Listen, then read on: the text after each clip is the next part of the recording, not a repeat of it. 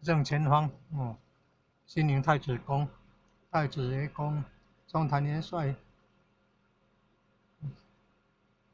中营李将军、尊者、圣者、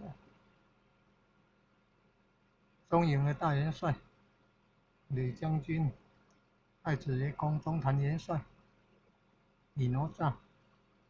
哪吒太子、罗车太子，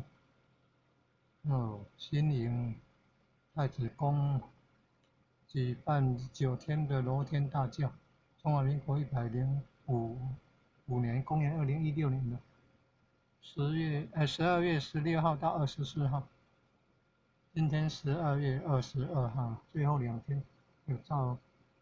昆联、台南市市议员，还有陈廷辉，台南市人安立法委员，邀请明华园的总团孙翠凤带领，在太子宫呢公演，最后2天的明华园的总团要公演哦，歌仔戏哦。